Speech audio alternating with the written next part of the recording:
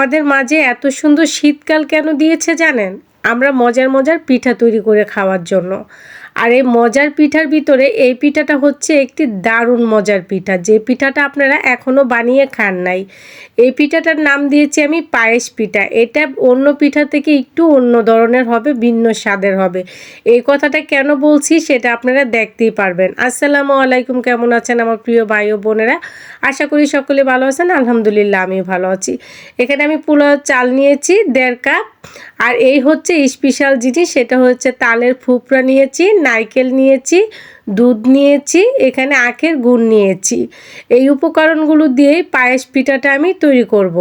তো প্রথমে আমি দেখেন এখানে দুধটা জালে বসিয়ে দিলাম, কারণ এই দুধটা বেশি জাল দেওয়ার প্রয়োজন নেই।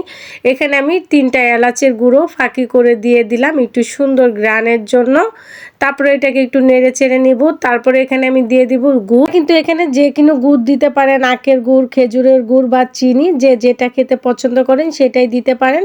তারপরে এখানে আমি স্বাদ অনুযায়ী দিয়ে দিলাম লবণ, দিয়ে ভালোভাবে এটাকে নেড়ে চেড়ে নেব। সুন্দরভাবে নেড়ে চেড়ে নেওয়ার পরে যখন এটা পুরোপুরি বলক চলে আসবে, তখন এখানে আমি দিয়ে দেবো পোলাওয়ের চালগুলো। আর এটা কিন্তু পোলাওয়ের চাল দিয়েই বানাতে হবে, তাহলে কিন্তু খুব সুন্দর একটি গ্রান আসবে আর খেতেও অনেক ভালো লাগবে। তারপরে দেখেন ভালোভাবে নেড়ে চেড়ে নিচ্ছি। এখন অপেক্ষা করব যতক্ষণ পর্যন্ত চালগুলো না ফুটে যাচ্ছে। দেখেন এর ভিতরে কিন্তু চালগুলো ফুটে গিয়েছে। আমি ভালোভাবে নেড়ে চেড়ে নিচ্ছি, আপনাদেরকেও দেখিয়ে দিচ্ছি, দেখতেই পাচ্ছেন। একদম আমি এটাকে শুকনো শুকনো করে ফেলবো, একদম ঘন করে ফেলবো, কোনো ধরনের পানি রাখা যাবে না। তারপরে এটা ঘন হয়ে যাওয়ার পর আমি দিয়ে দিলাম তালের ফুপড়াগুলো। তারপরে দিয়ে দিব এখানে নারকেল, কুচি করে কাটা নারকেল। পরে তালের ফুপড়া আর নারকেলটাকে পায়েসের সাথে ভালোভাবে মিলিয়ে নিতে হবে। এভাবে বেশ কিছুক্ষণ নেড়ে চেড়ে নিতে হবে।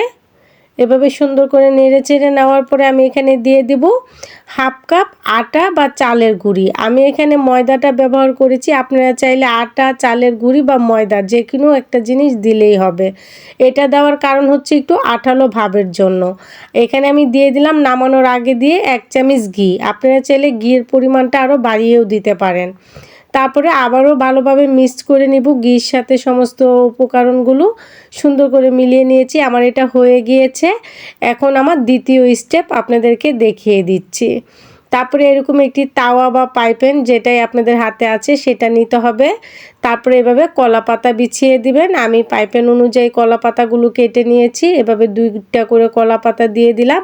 তারপরে একদম গরম গরম এটা উঠিয়েই দেখেন একদম যেরকম আমরা চাপড়ি বা পিঠা তৈরি করি এভাবে বিছিয়ে দিব পাইপেনের উপরে সুন্দর করে। দেখতে পাচ্ছেন কত পরিমাণে নারকেল আর ফুপড়া, খেতে কিন্তু অসাধারণ লাগে এই পিঠাটা। এই কথা তো আপনাদেরকে বলাই হয় না, এই পিঠাটা আমি এই জন্য একটু স্পেশালভাবে বানিয়েছি। এটা আমার শ্বশুর বাড়িতে পাঠাবো আমি, আপনাদের ভাইয়া যাবে বরিশাল, তার কাছে দিয়ে দিব এই পিঠাটা। সেজন্য আমি একটু ভিন্নভাবে একটু স্পেশাল করে এই পিঠাটা তৈরি করেছি। তারপরে দেখেন এভাবে আমি 2টা পিঠা বানিয়ে নিয়েছি, দুনো সাইডেই কিন্তু আমি এভাবে ভেজে নিয়েছি। এটা কিন্তু মিডিয়াম জালে ভেজে নিতে হবে। পুরো একটা ঘ্রাণে আমার পুরো পাকঘর ঘ্রাণে ভরে গিয়েছিল। আর এই পিঠাটা খেতে যে কি পরিমাণের স্বাদ সেটা তো আপনাদেরকে বলে বোঝাইতে পারবো না। আর এই পিঠাটার কামড়ে কামড়ে পাবেন গিয়ে হলো নারকেলের স্বাদ, তারপরে তালের ফুপড়ার স্বাদ, মানে এক কথায় অসাধারণ একটি পিঠা। আপনারাও কিন্তু চাইলে আপনাদের শ্বশুরবাড়ির মানুষকে খুশি করার জন্য এরকম মজাদার একটি পিঠা এবারে শীতের তৈরি করে নিতে পারেন। তো এই পর্যন্তই ছিল আমার আজকের এই পিঠার রেসিপি। যদি আপনাদের ভালো লেগে থাকে অবশ্যই একটি লাইক করবেন, কমেন্ট করবেন, শেয়ার করবেন, আর একটু বেশি বেশি করে শেয়ার করে দিবেন। আর যারা ইউটিউব থেকে দেখছেন তারা আমার চ্যানেলটিকে সাবস্ক্রাইব করে রাখবেন, পাশে থাকা বেল আইকনটিকে ক্লিক করে দিবেন, যাতে আমার নতুন যে কোনো ভিডিও আপলোড হওয়ার সঙ্গে সঙ্গে নোটিফিকেশন আপনার কাছে চলে যায়।